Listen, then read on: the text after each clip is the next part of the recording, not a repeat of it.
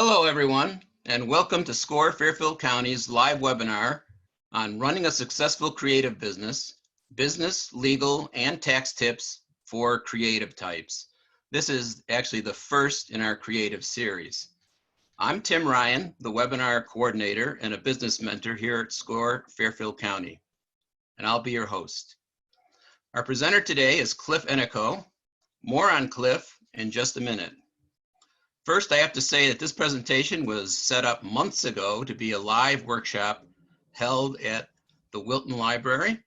And we have Michael Bellicosa from the Wilton Library here with us. Michael, do you want to say a few words?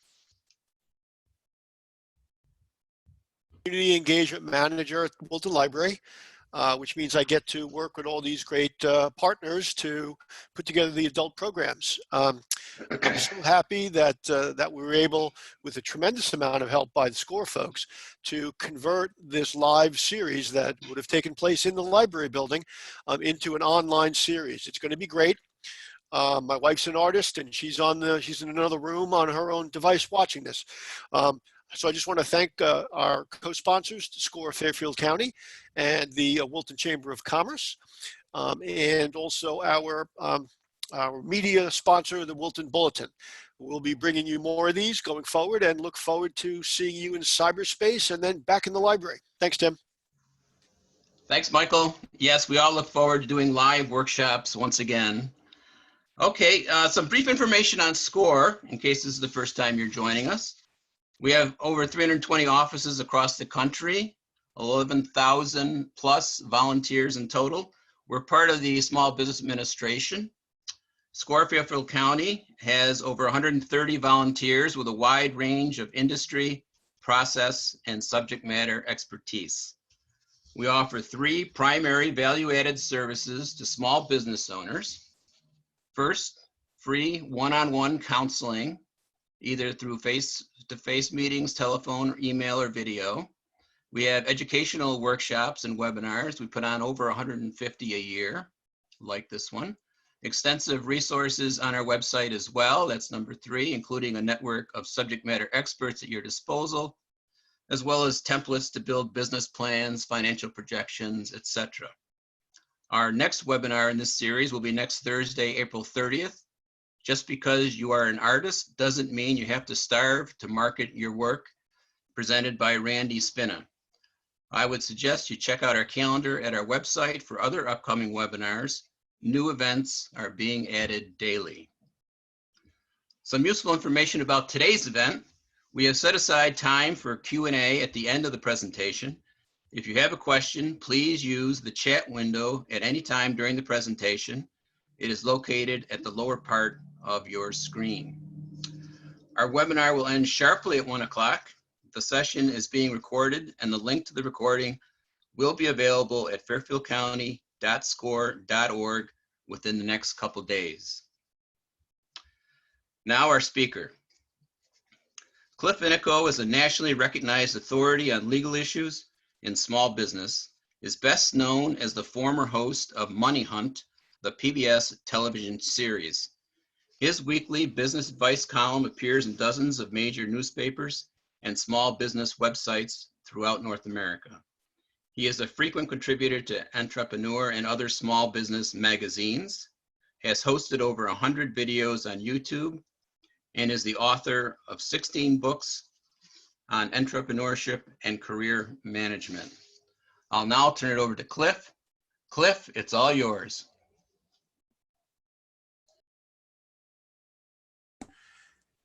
Hey, thanks, Tim, very much. And welcome to everybody on today's program. Thank you so much for taking time out from your social distancing to participate in today's program. Oh, I got to say this. It is so nice to be able to talk about something other than COVID-19 today. It really is. I mean, this is just all I've been talking about now for the last month. But I will say one thing before we get started. As Tim mentioned in his introduction, I am a lawyer by trade. And we lawyers have have a much easier time with social distancing than most normal people do. And it's because nobody, even in normal times, nobody wants anything to do with us anyway. They don't want to be within 6 miles of a lawyer, much less 6 feet. So, social distancing is just a lot easier for my profession than it is for most folks. Couple of things before we begin. Just of all, take a look at that little copyright notice on the bottom of my slide. You will see that on all of our slides today.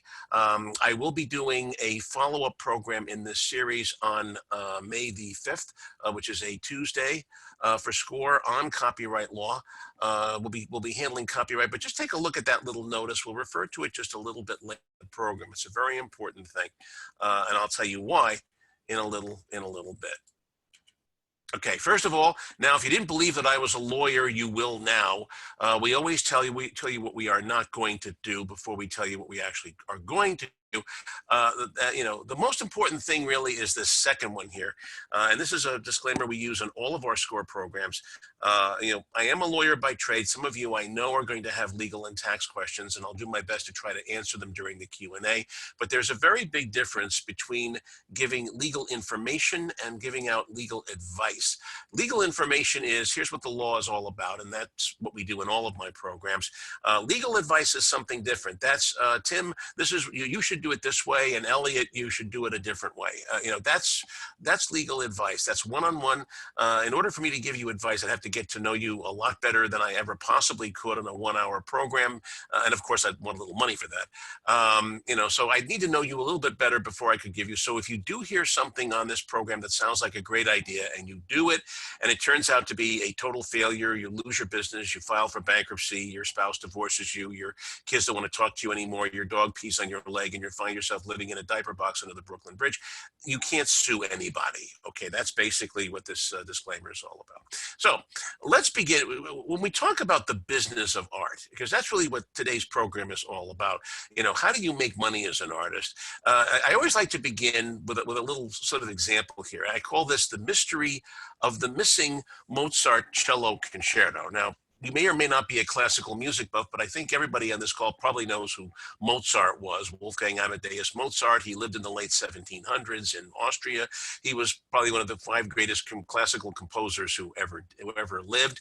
And he was widely touted as a genius in his own time. He was a prodigy. He wrote his first piece of music at the age of 3. I mean, it was, classic case of the artist as prodigy. And he was extremely popular in his own lifetime. He was a master of most of the forms of music, but he was a particular genius at the concerto.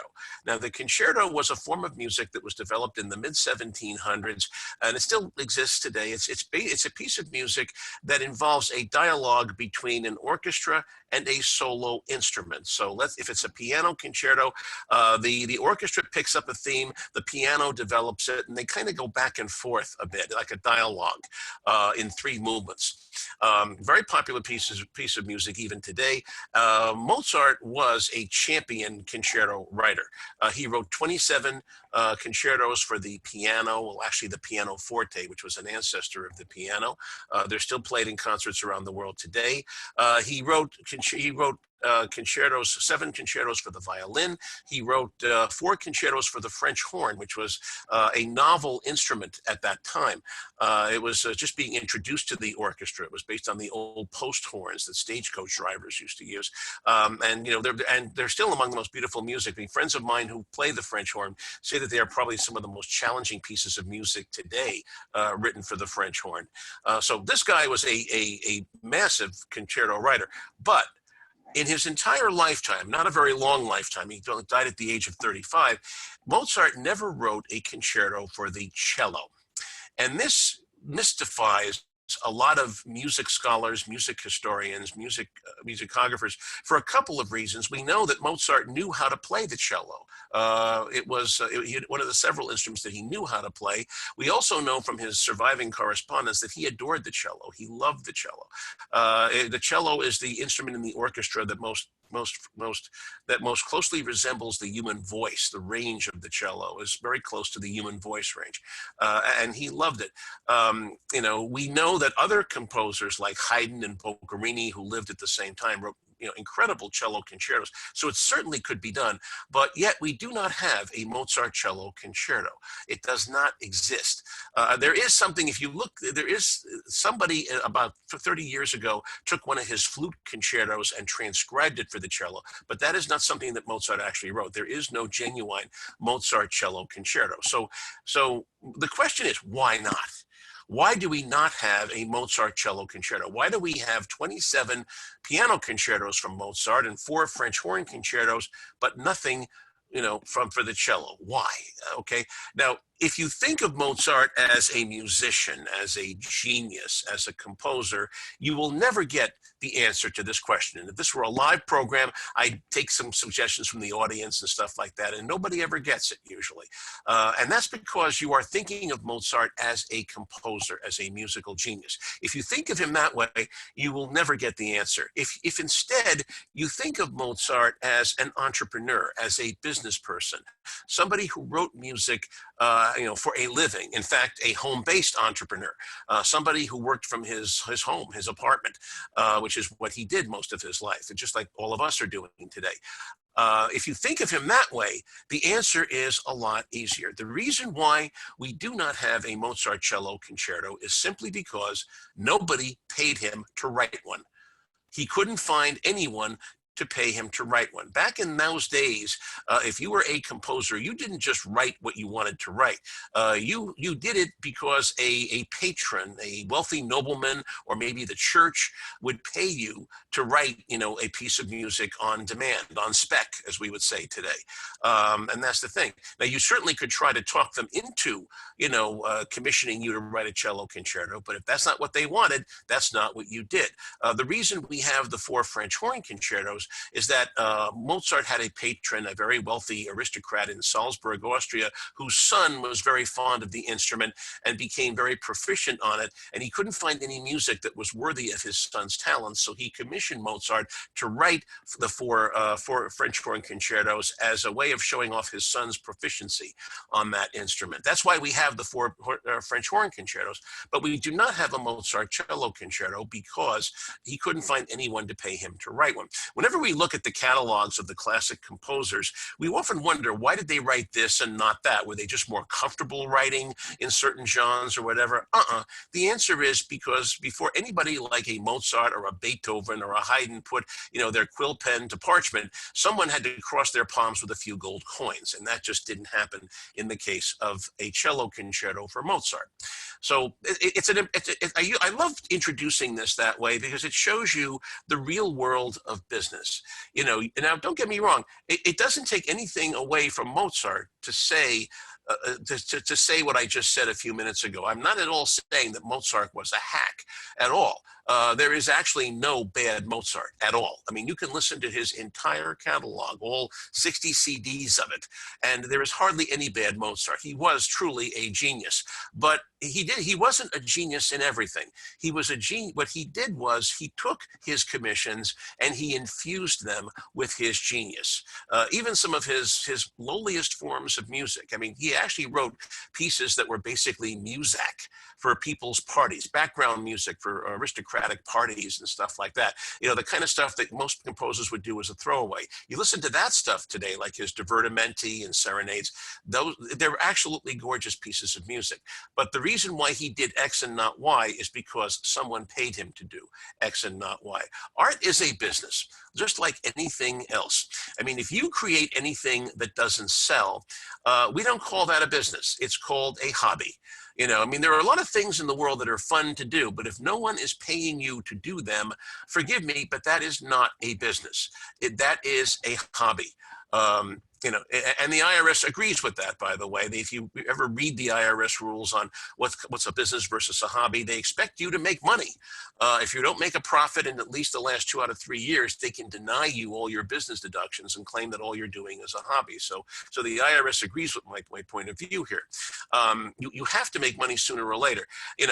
Now, let's take 2 famous artists. I'm going to shift over to the world of painting now, Van Gogh and Picasso, okay? One ignored his market, and that was Van Gogh, okay? Van Gogh, painted whatever he wanted to paint. You know, if he just, if he owed his landlord some rent, he painted his landlord or his landlord's wife or something like that. You know, this is how he paid his bills. Okay, the other one, Picasso, worshipped his market. He only did what people wanted him to do. Now, both are famous. Both are world famous. Both were genius artists. I'm not knocking either of these guys. Okay, but which one would you rather end up as? Okay, when the time comes when you pass on and your art now becomes your legacy, would you rather be Van Gogh or would you rather be Picasso? Okay, both were famous, but I think Picasso had the much better life. He didn't cut his ear off. He didn't die in poverty. He didn't shoot himself. I mean, Van Gogh is widely believed to have committed suicide. He shot himself. I can't remember how old he was, something in his 30s.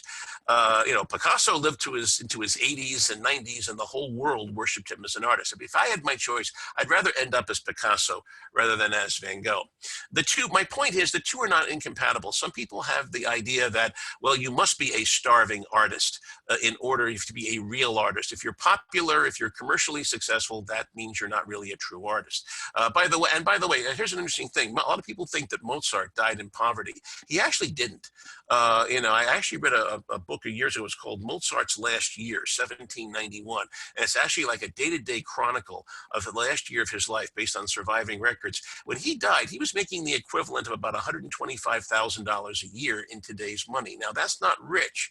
That's not 1%. He still was buried in a pauper's field because, frankly, his relatives were too cheap to buy a memorial for him. But he wasn't doing badly. $125,000 a year is not bad, even in today's times. You can survive on that. Maybe not more than that, but you can survive, even in Fairfield County, Connecticut. My point is, the two are not successful. I mean, Picasso was a great artist. Shakespeare was very famous in his time. So the two are not incompatible. Great art speaks to the eternal, not the transitional. It does, but you will starve if it doesn't sell. Okay, you got to make a living at this. Either that, or you got to, go to law school or something like that, and do something else with your life. Become an accountant or something like that. Which is something I do not wish on any of you. Although I love accountants, of course. I live with accountants a lot. They're a lot of my big referral sources. Here's one little tip. Avoid pop culture references that may not stand the test of time. My wife and I, a couple of years ago, we went to a performance at the Westchester Country Playhouse. It was a comedy about, these two families that are very different. One's very traditional, one's, kind of hippie-ish. They're kind of counterculture, and they get together and all kinds of funny stuff ensues. It was written, I can't remember the title of it, but it was written by one of the South Park writers that write for the South Park comedy series on television. And I don't think I've laughed more in a theater my entire life than I did that I did that night. It's one of the funniest plays that I've ever seen in a theater at all. I mean, seriously, like wine coming out of your nose funny listening to this. But I couldn't remember the name of it a couple of seconds ago. Did you notice that? I couldn't remember the title. I couldn't remember the author. And I remember saying to my wife, when we left the theater, this is one of the funniest things I've ever seen, but 5 years from now, nobody is going to get any of these pop culture references. The whole play was a series of topical references on politics, on culture. There were a lot of references to Barnes and Noble gift cards and stuff like that. And, are people going to even remember what these are 5 or 10 years ago? When you go back and listen to a play like a Kaufman and Hart play from the 1920s, and they talk about all the politics of Warren G. Harding, do you remember any of this stuff? Nobody does. In order to stand the test of time, you have to speak to the eternal, not the transitional. Material success does not always guarantee lasting fame. If we talk about painters, about plastic artists, Margaret Keane. Does anybody remember who Margaret Keane was? She was the one who did the paintings of the kids with all the big eyes that were very popular for a while in the 1960s. They just did a movie about her and her relationship with her husband a couple of years ago. But except for that movie, you wouldn't remember who she was. If I told you, those paintings from the 60s with the big eyes and all the little kids with the big eyes that look sad, you would know exactly what I was talking about, but you couldn't name the artist. Thomas Kincaid, landscape painter, beautiful way he used light. One time about 10, 15 years ago, he actually had a chain of stores in resort areas that sold nothing but his art. He had his own own chain of art galleries around the country that only sold his stuff. Today, he passed away a few years ago, and from what I understand, all those stores now no longer exist. People have a hard time remembering who he was. Leroy Neiman, famous, very impressionist painter from the 1960s and 70s, very much influenced by J.M.W. Turner. He did a lot of things in sporting events like race cars and tennis players and all of that kind of stuff. He did, but people do not remember who he was now, at least the younger generation. If we have any millennials on this call, I guarantee the name Leroy Neiman probably means nothing to you unless you're a sports enthusiast. So this is the point here. What do Bing Crosby, Burl Ives, Andy Williams, and Brenda Lee have in common? Okay, they were all singers, obviously. Some of you remember who these people were, some of them you don't. Brenda Lee was a popular singer of the 1960s. In fact, a little piece of trivia, during the 1960s, she had the third highest number of #1 hits. The Beatles were first, Elvis Presley was second, and Brenda Lee was third. Ahead of a lot of other people that you might think of from the 1960s. Does anybody remember Bing Crosby back in the 1920s and 30s was one of the most popular musicians alive. He was a crooner. He sang with all the big bands and stuff. And back then that was like being a rock star. He would be like Paul McCartney or Mick Jagger today. Thousands of recordings he did in his entire life, yet who remembers any of that? What they all have in common, there's only one thing that they really have in common, which is the only song that anyone remembers from any of these people is a Christmas song. When you think of Bing Crosby, what do you think of? You don't think of his thousands of hits from the 1930s or all the movies that he did. You think of White Christmas. That's what you think about. If you're thinking of Burl Ives, famous folk singer of the 1960s, also a very popular actor. He won a Best Actor award in the 1950s for I can't remember the name of the movie, but he actually won a couple of Oscars. Now all you remember is his Christmas song, Have a Holly Jolly Christmas. Andy Williams, one of the most popular pop singers of the 1960s, had his own television show. My mother adored him. All anybody can remember is that stupid song that he sings at Christmas time. I can't remember the title of it, but Loop-de-Loop and Dickory-Dock and Don't Forget to Hang Up Your Sock. That one, the one I'm talking about. The key is genius, giving the customer what they want, but without sacrificing your product quality. Don't go, but by the way, I see a couple of comments here. Don't worry, we are going to get to some hardcore business stuff, but I want to make the point here.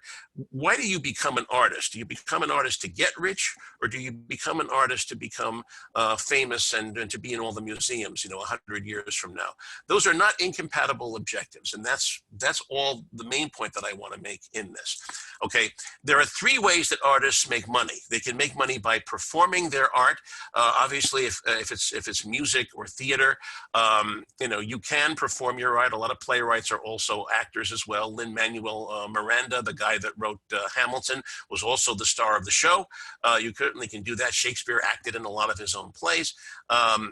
You could certainly do that. A lot of musicians also perform their art. You can sell the art in galleries, paintings, photography, whatever. But the best way for artists to make money is to license their copyright, their publishing rights. In the case of music, we call these publishing rights, and collecting royalties. This is how how musicians create passive income.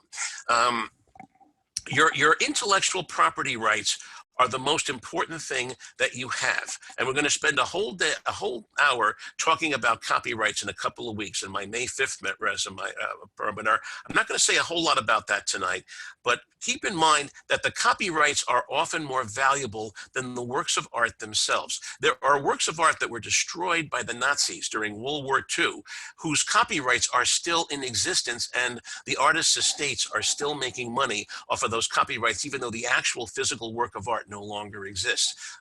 Copyrights can survive the actual work of art itself. When you paint something and you sell it to someone at a gallery or at an exhibit or at an art show, You get some money for that, but you don't get anything else after that. You know, the painting just sits in somebody's living room until they forget about it, they destroy it, they give it away, they do whatever. By copyright, by making sure that you own all your copyrights, this is how you get lasting revenue, a lasting revenue stream. And I'm going to illustrate this with a very powerful example. What is the highest grossing American stage play, a non-musical play of all time? Okay, this is a question that would be very difficult to answer. Not a musical, an actual stage play with actual dialogue. I will tell you something about it. It did premiere on Broadway. I won't say exactly when. It was only on Broadway for 10 days. It was a flop. It closed after 10 days, even though one of the actors was a Hollywood A-list actor of his time. One of the most popular performers on movie actors of his time was the star of this show. It premiered on Broadway. It closed after 10 days. And yet it became one of the highest grossing American stage plays of all time. In fact, I think it is still the highest grossing American stage play of all time, although Hamilton might be challenging it, okay? If this were a live program, I would ask you to contribute some guesses, but I'm gonna tell you who it was. It's a play you have heard. In fact, I'll even tell you the name of the let's see, the name of the playwright. Geez, I even forgot the name of the play right now. Isn't that interesting? He was a one-hit wonder. This was his only successful play that he wrote. He wasn't, it wasn't Neil Simon or anybody like that. The name of the play, you've heard of it. In fact, if you were in drama club in high school, you probably performed in it, is a play called Arsenic and Old Lace. It premiered on Broadway in 1944 during the war years. The Hollywood A-list actor was Boris Karloff. Yep, Frankenstein himself. He played the part of, Jonathan, the crazy brother who escapes from the mental asylum and creates havoc for everybody. One of the funniest plays ever written, and yet it didn't make any money at all on Broadway. It makes all of its money from licensing rights from high school and college theater clubs, amateur theater clubs around the country. Virtually every amateur theater organization in the country has performed Arsenic and Old Lace. And the playwright's name, by the way, was Joseph Kesselring. You've never heard of him other than this one thing. So here's the bottom line. The key to success for any creative business is to control and exploit the intellectual property rights to the artworks rather than the artworks itself. If you take no other lesson from this program, it is this. The key to success in an artistic business is to control the intellectual property. Successful artists tailor their art to what the customers want, creating only what sells. Okay, Mozart didn't put quill to parchment until he got a few gold coins from one of his aristocratic patrons. Knowing the market and what it really wants, not what it says it wants. George Gershwin and Arnold Schoenberg were two of the most famous classical composers of the 20th century. If you know anything about music, George Gershwin was also a jazz composer. He composed many Broadway musicals, The Rhapsody in Blue. Arnold Schoenberg was a very serious theoretical guy. He developed the 12-tone system of atonal composition. If anyone offered you tickets to an all George Gershwin concert or an all Arnold Schoenberg concert, which one will you accept? Okay, answer, you almost certainly would choose the George Gershwin tickets. His music is just much more enjoyable to listen to. Arnold Schoenberg is music you want to listen to when you are absolutely depressed and contemplating suicide. Forgive me, I hate the music of Arnold Schoenberg, and I always have. I understand his brilliance. I understand why his compositional method is a work of genius, but it is absolutely painful to listen to. An evening of Arnold Schoenberg would want to put anybody in a suicidal mood. An evening of George Gershwin. During these COVID-19 times, listen to George Gershwin, do not listen to Arnold Schoenberg. You need to build a recognizable brand image to build repeat sales. When I go into a jewelry store and I can spot a David Yurman piece of jewelry a mile away, without even going close to the cabinet and looking at the name on it, he has a very recognizable way that he does his jewelry. He uses the same materials over and over again. this is what sells. You can always tell a David Yurman. Now, maybe you like him, maybe you don't, but you can always know who he is. If you're doing art that's all over the place and no two things look exactly alike, it's going to be hard for people to say, oh, that's a Cliff Ennico. Try to build a brand image so that the people who like you will want to buy more of what you do. And always make sure that you control the intellectual property rights to all of your work. The Beatles were very bad at this. They were. The Beatles were brilliant musicians, of course. Some of the most popular music of the entire 20th century was written by John Lennon and Paul McCartney, but they were very bad at managing this. Their initial manager, Brian Epstein, while he was a great guy and a very caring man, died unfortunately too young. But he was a terrible manager. He ended up giving away all the rights to the early business, all the rights to the early Beatles song to a trust that was run by a couple of very, scheming and notorious music executives in London at that time. And they absolutely took advantage of him. The Beatles lost control of their catalog for many years. In fact, at one point, it ended up in Michael Jackson's estate. Michael Jackson actually bid at auction for the early Beatles catalog. And when he died, finally, back in the about 10 years ago, Paul McCartney actually, scrabbled up some money and he was able to buy the catalog. He had to pay almost $1 billion to get the rights back to the songs that he himself wrote or co-wrote with John Lennon during the 1960s. Can you imagine that? Back in the 1950s, a very popular artist was Frankie Lyman. He was one of the famous doo-wop singers of the 1950s, and his classic was "Why Do Fools Fall in Love?" And he also wrote a number of other less popular hits. One of them I remember, something called "I'm Not a Juvenile Delinquent." That is a song that has has helped me model my character over the years. But Frankie Lyman had a very complicated love life. He had several wives, some of them at the same time. He had a million girlfriends. And whenever he wanted to do something nice to anyone, he would give them a piece of paper giving them the rights to "Why Do Fools Fall in Love?", a 3-minute song.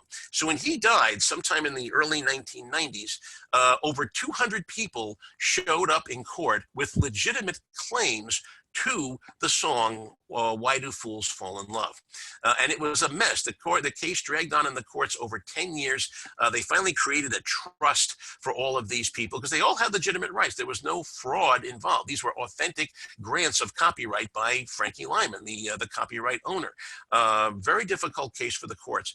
So what ended up happening here is that they created a trust. So now whenever you're listening to the oldies in your local ShopRite and you hear "Why Do Fools Fall in Love?", the royalties of that go into a trust. Though that nickel that goes to the artist goes into a trust, and 200 people share in that nickel of royalty payments.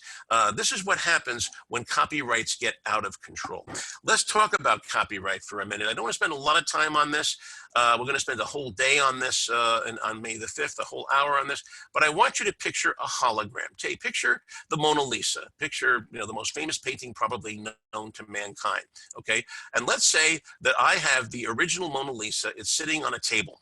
Okay, you know what the Mona Lisa looks like. Now in your mind, picture a hologram floating in the air about 2 to 3 feet above the Mona Lisa, and it looks exactly like the Mona Lisa, stroke for stroke, exactly an identical 100% perfect reproduction of the Mona Lisa, but it's a hologram.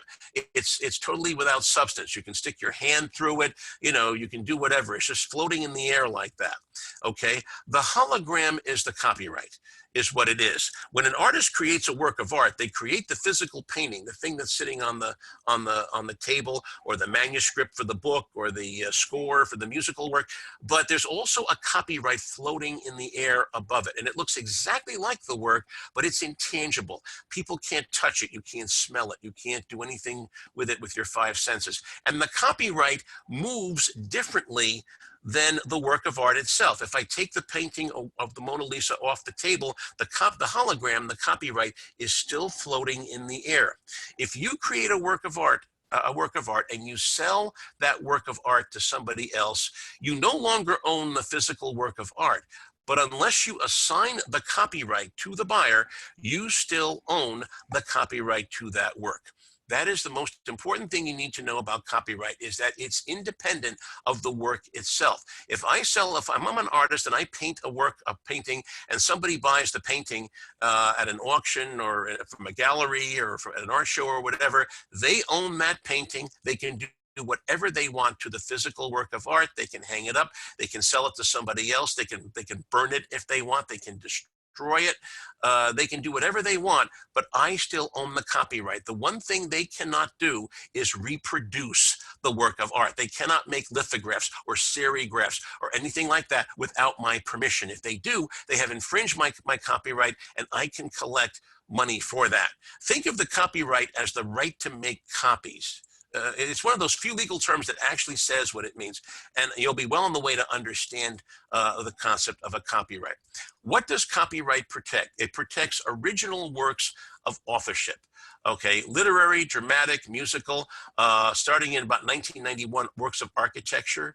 So for example, the Bilbao Museum that was designed by, I think it was Gehry, those are protected by copyright. You cannot create a museum or a building that looks exactly or too much like the Bilbao Museum in Spain. It does not protect ideas. So if I want to create a series of books based on a young man who discovers that he has wizarding talents, and he goes to a wizarding school where he learns all kinds of wizarding stuff and fights evil and does stuff like that, I have every right to do that.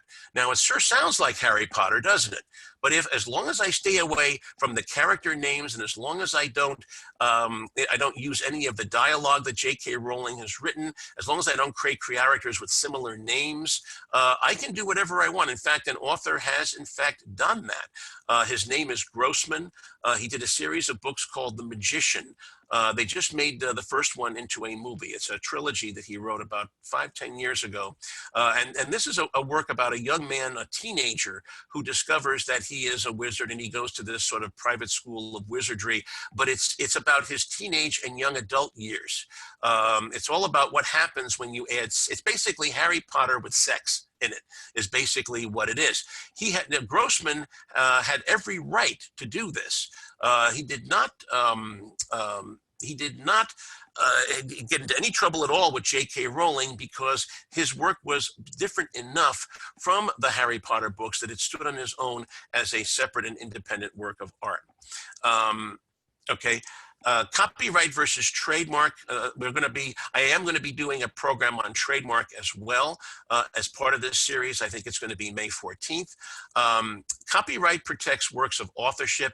Trademark protects marks. These are brand images that are used in commerce, and they could be works of art, the Pillsbury Doughboy, for example, or the McDonald's Golden Arches, but it doesn't have to be. It can be a word. The key is a trademark is something that you stamp on a commercial product to identify it in the stream of commerce. The Mona Lisa is not a trademark.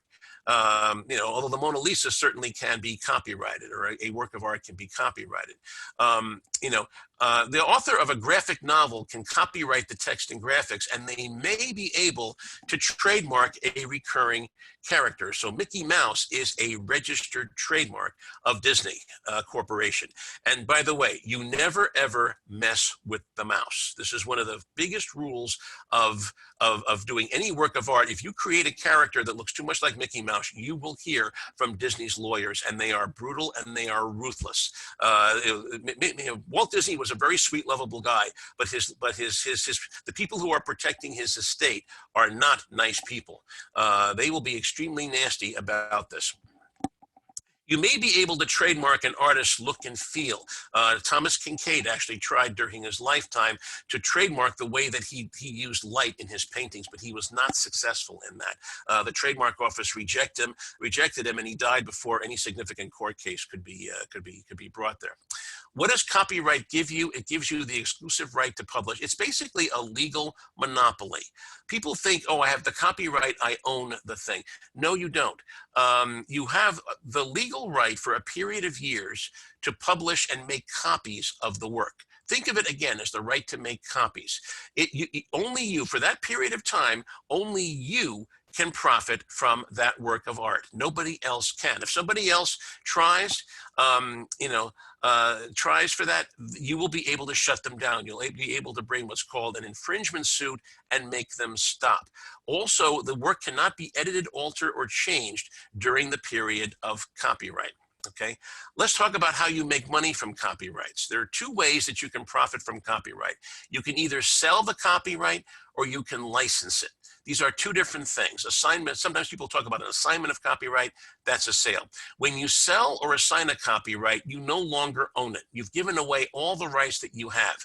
That other person, your buyer, now has the right to make copies. They can make changes to it. You have given them all the right to do that. Now, if you're an author and you publish a book and you publish it, you don't self-publish it, but you actually get a mainstream publisher like HarperCollins or Simon & Schuster to publish it for you, they will want an assignment of copyright because they're taking a big risk on this book. They want to control how the book is marketed, how the book is distributed, and that's great. You want them to do it because they'll do a much better job than you ever would. But make sure whenever you sign a contract, a publishing contract, I always make sure, I've signed several in my life. I've written 16 books, as Tim said, and they are mostly books that I've written for other publishers, not self-published works. Make sure that you put a clause in there that says that the copyright reverts to you if your work is no longer in print or sales fall below X units per year. If you do not do this, the publisher has the copyright in perpetuity. You've given away your rights forever for your own work, and you will be in the same boat that the Beatles were with Brian Epstein. You're going to have to buy your rights back at a later time, probably for a lot more money than you have. So be very careful. Make sure that when you sign away your rights, if you do give someone an assignment or a sale of your copyright, make sure the purchaser gives you the right to revert make sure you put a clause in there that says that the copyright reverts to you automatically if sales fall below X units per year. If the book isn't selling, you should be taking that rights back and you should be self-publishing. The better way to go is to license your copyright. By licensing the copyright, think of it as like a lease. You still own your copyright. You haven't given it away, but you've given somebody else permission to do something very specific with it. And except for that one limited thing, they do not have the right to do it. So take a look at my little copyright notice at the bottom. Copyright 2017-2020 by Clifford R. Ennico, all rights reserved. That all rights reserved means that unless I give you the right to do something, unless I give you a license, permission to do something with these slides, I own the right, everything else, and you cannot do that. So if I, for example, were to give you permission to use this slides for a one-shot presentation at a local library that you want to do when you want to use my slides, and I give you permission to do that, which of course I wouldn't do. But let's say that I did, that is all you have the right to do. You can't put my slides up on your Facebook page and start charging money for it. My lawyers will be all over you if you ever attempt to do that. Okay. Artist contracts. Let's talk about contracts for a minute. If you are an artist and you're lucky enough to have your work exhibited in a gallery and an exhibition, you consign your works to them. That's a very specific form of transfer. It basically means that you are giving them the right to exhibit the work, but they also have the right to sell the work for whatever price you indicate.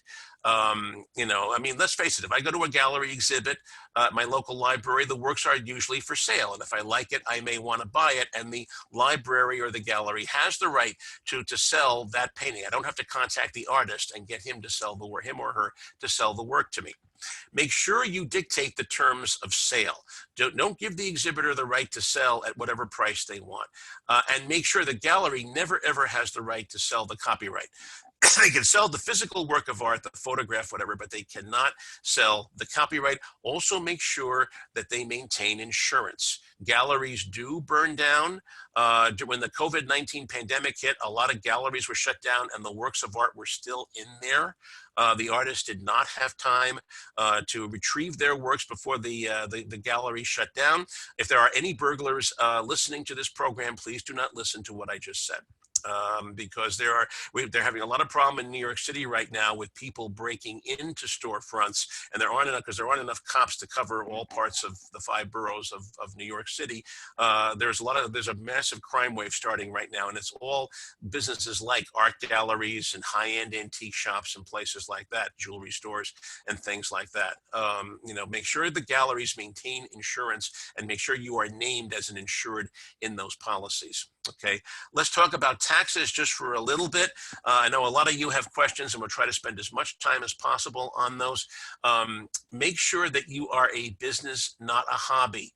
Talk to your accountant about what you have to do to make sure that if you're ever audited, the IRS will let you take all your business deductions for your supplies, your travel, you're attending gallery exhibits, you're attending shows.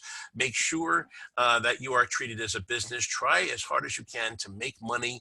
If the IRS sees that you are making money and you are set yourself up in such a way that you are taking yourself seriously as a business, they are much less likely to claim that you are a hobby. So for example, you should form an LLC or a corporation for your art business. You shouldn't be just Cliff Ennico. You should be Cliff Ennico Inc.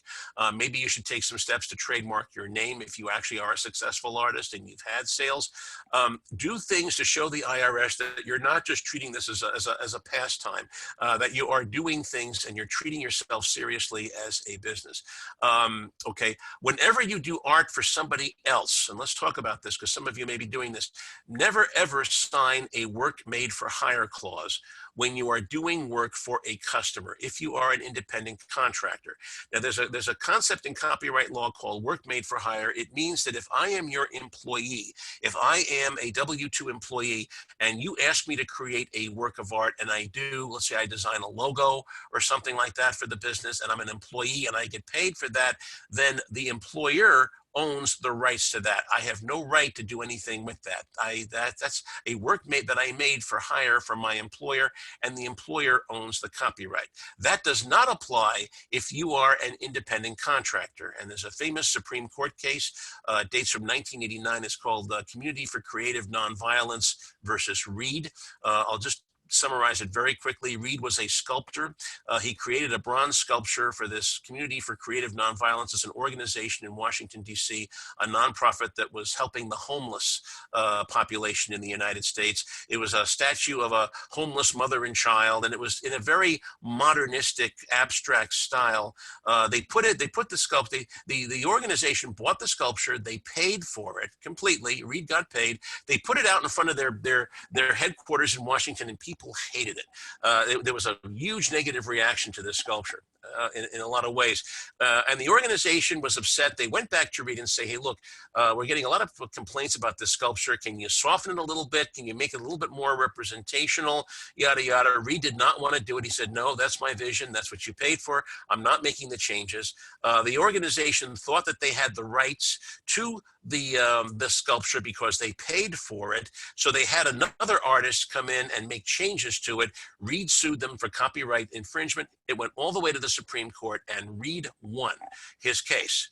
The Supreme Court basically said that if you create a work for somebody else as an independent contractor and you do not assign the copyright to your client, your customer, you continue to own the copyright. Even though Reed got paid in full for the sculpture, he only got paid for the physical sculpture. He did not get paid for his copyright. So he still owned that, and he was able to prohibit the organization from exhibiting the altered version of his sculpture, which violated his artistic integrity. Okay, learn what you can deduct and what you can't. The beautiful thing about having a business of any kind is you can take all kinds of deductions for your ordinary necessary business deductions. This is a wonderful website. It's called freelancetaxation.com. It lists all the deductions you can take, and what I love about this, it's in alphabetical order. So if you want to learn more about the depreciation deduction, you go on the website, you click on the letter D, and lo and behold, there's a layman's English explanation of when you can take depreciation and how you take depreciation deductions. I just love this website. It's very, very user-friendly, especially for people like artists who are not familiar with financial and tax language. It's just a wonderful place to begin if you want to learn about deductions. Let's just do one more thing here, and then we'll start taking questions, because I see we're almost at the end of the hour. Time goes quickly when you're having fun. Let's talk about keeping lawsuits at bay. Okay. Right now, up until now, we've been talking about you creating works of art and making sure that other people don't infringe you. But what happens if you do something, you create a work and somebody else thinks that you have infringed somebody else's copyright? Okay, if you do infringe somebody else's copyright, you will be sued. So rule number one, don't knowingly steal someone else's stuff. Okay, don't be too creative about borrowing.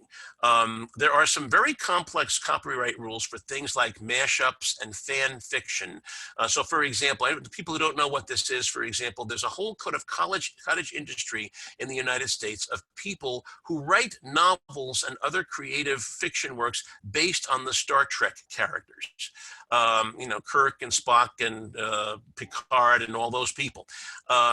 You know, and there are rules for what you can get away with there and what you can't. Learn what the rules are. These are two actual cases. They actually both came out of the Second Circuit in New York City back in about 10 or 12 years ago.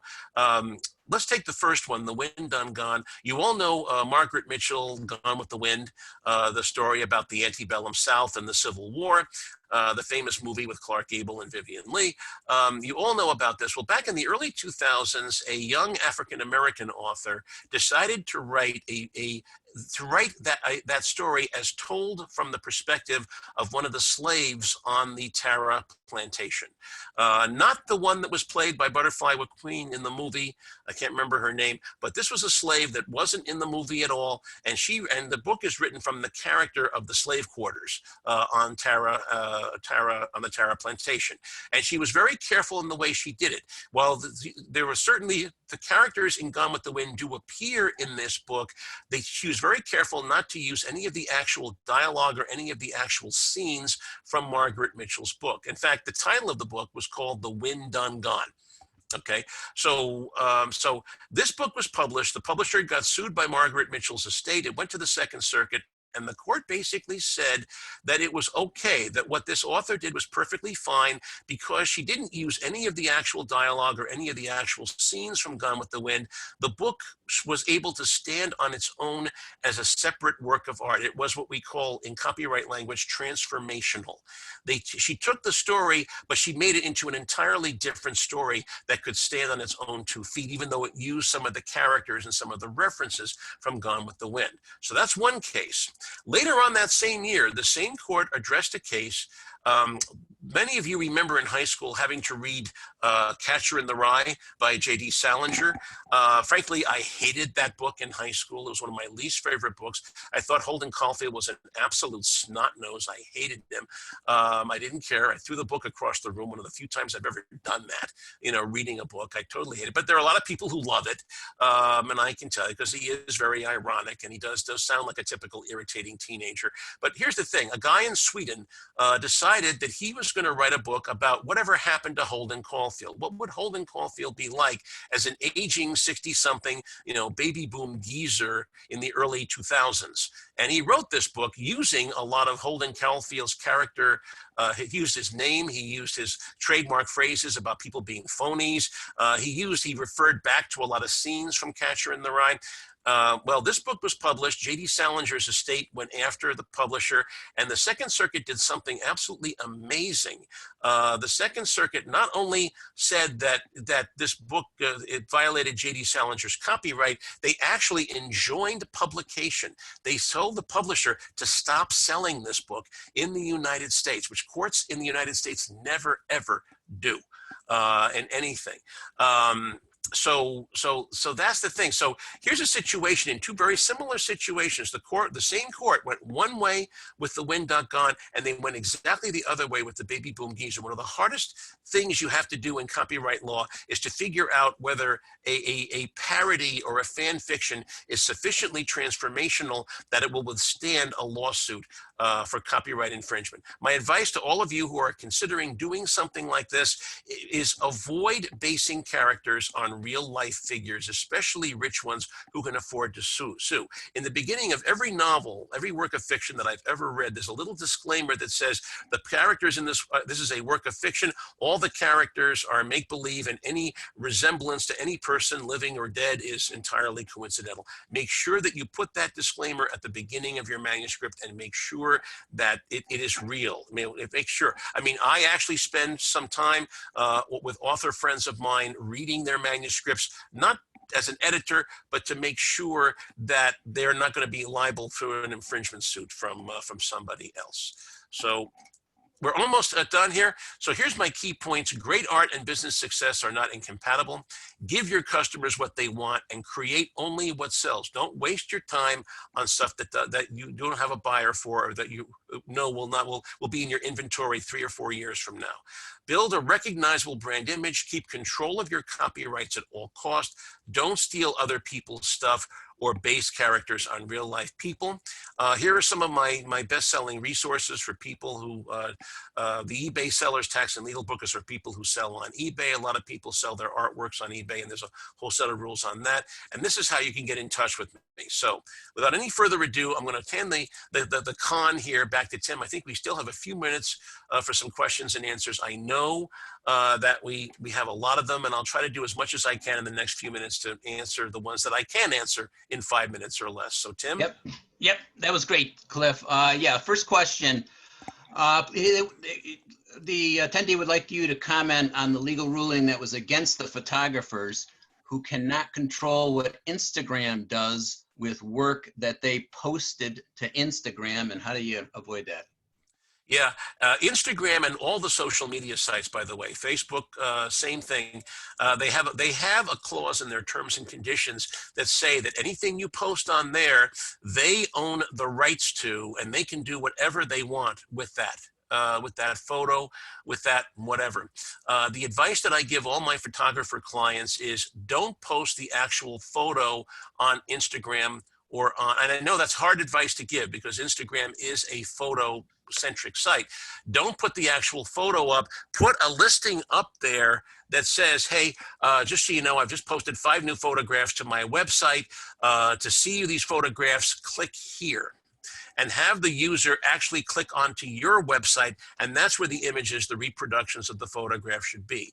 Why? Because if it's not on the Instagram site, then you are not following, you're not under Instagram's rules, you're under your own website's rules at that point. I know that's hard advice to give because Instagram is a photo-centric site, but unfortunately, I'm not aware of the specific case that you're referring to, but there are some cases out there where Instagram has, people have absolutely, it's usually third parties that have gone after Instagram, saying, and have stolen photographic works, from Instagram, and then they try to sue Instagram. And Instagram is never liable for any illegal activity that happens on its website. If someone rips off your photograph on Instagram, you can sue that person, but you cannot sue Instagram. That's the way the internet law works, something called the Section 230 defense. So don't put the photograph up. If you must put photographs up on Instagram, make sure they are encrypted or otherwise protected against reproduction, unauthorized reproduction from third parties. That's the best advice I can give you.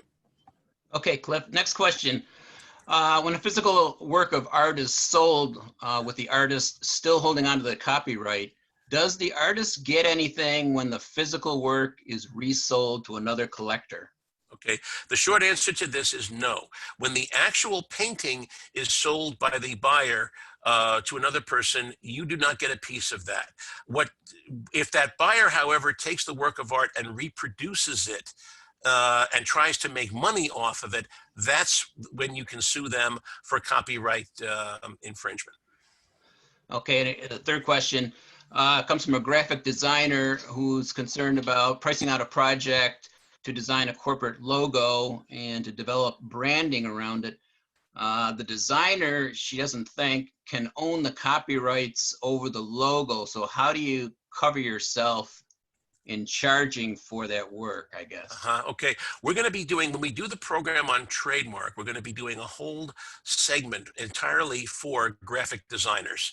That's going to be May 14th. So you want to make sure that if there are any graphic designers on this call, you definitely want to pencil in the May 14th program, because I'm going to be spending a lot of time talking to you specifically about how you deal with these kinds of issues. Most clients will want you to assign the copyright to them. That will be a standard part of their contract, and if you try to negotiate that, they're going to not do business with you. So whenever you create a work for somebody else, even though you are an independent contractor, there will be a clause there requiring you to assign your copyright to the client. So if the client decides that they want to use a different artist at some point, and to manipulate that logo, they have every right to do that. There's a bigger set of issues, though, for graphic designers, which is, let's say that I do a logo for a client and the client calls me furious a week later saying, hey, Cliff, I tried to trademark this and my attorney says it's not trademarkable. It looks too close to Microsoft's logo. And that's a real problem. How do you deal with those kinds of issues? That's the stuff we're going to be talking about a lot on May 14th. Thanks, Cliff. Those are all the questions we have time for today. As a reminder, a recording of this webinar and the materials are available within a couple of days on the fairfieldcounty.score.org website. Please check out our website for upcoming webinars. Again, SCORE offers free individual counseling, so please use the link on the screen or visit our website and click Request a Mentor. Also, please fill out your evaluations that have been sent at the end of the webinar, especially relative to topics that you want to hear more about in the future. On behalf of SCORE, I'd like to thank you all for attending today's SCORE live webinar. In closing today, a big thank you to Cliff Ennico for presenting today. Have a nice day, everyone.